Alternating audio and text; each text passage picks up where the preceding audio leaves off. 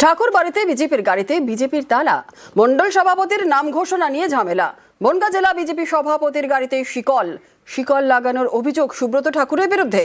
আর শিকল খোলা নিয়ে শান্তনু ঠাকুর সুব্রত ঠাকুরের তর্কাতর্কি। শিকল খোলেন কেন্দ্রীয় প্রতিমন্ত্রী শান্তনু ঠাকুর।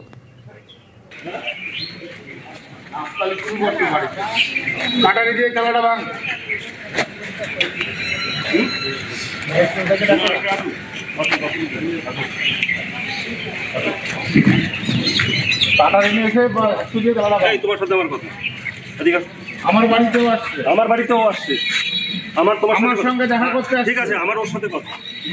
আমার কথাটা হচ্ছে যে তুমি সেদিনকে পালাই গেলা, তাপসদা সেদিনকে বললো, তাপস না ওই যে কাটারি দিয়ে খেলাটা ভাঙ।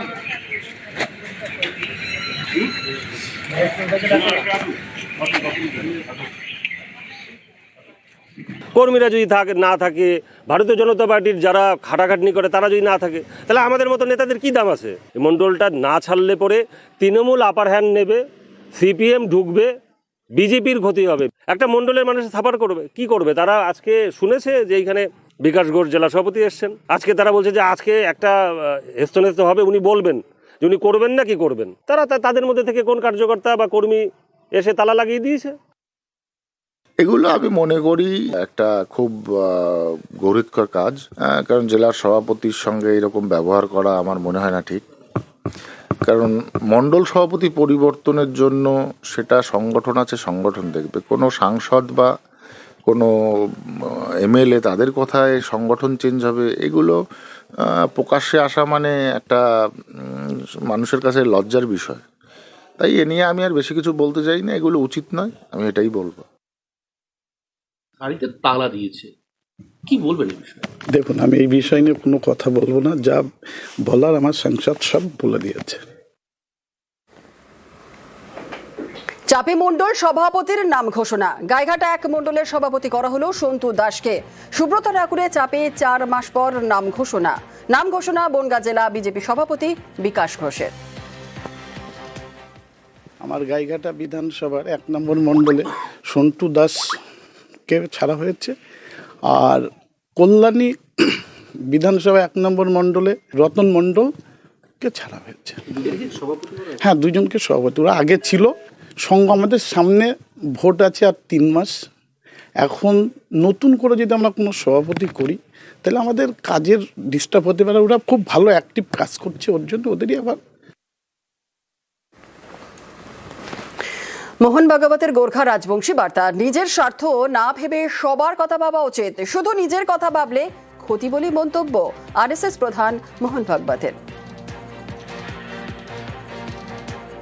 पास रहने से आइडेंटिटी चली जाती है, ये पश्चिम में होता है, हमारे यहाँ नहीं होता। जहाँ पर विविधता को सम्मान स्वीकार है, उन सब लोगों ने मिलकर रहना, साथ रहना, इससे सिक्योरिटी होती है। तो ये समस्या केवल गोरखा या राजवंशी या आदिवासियों की नहीं है, ये पूरे हिंदू समाज की समस्या है। अपना स्वार्थ बीच में न लाते हुए सबके स्वार्थ को ध्यान में रखकर ये हमको करना पड़ेगा। कोई मदद करने वाला हो तो लेने में कोई दिक्कत नहीं है, लेकिन मदद नहीं है इससे रुक नहीं जाना। अलग अलग केवल हमारा ऐसा अगर हम सोचेंगे, इस न्याय से धीरे धीरे सबको मार पड़ेगी। सरकार तो राजनीतिक दल है, राजनीतिक दल को वोट चाहिए, वोट जिससे मिलेगा वो करेंगे। सब समाज की एक मांग है, उसको करने से सबके वोट मिलेंगे तो सरकार हिलेगी।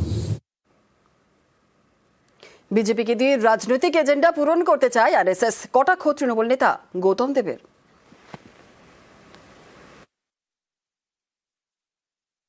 নেপালি, আদিবাসী এবং রাজবংশীদের যে সমস্যা, সেটা সারা দেশের সমস্যা বলে তিনি উল্লেখ করেছেন।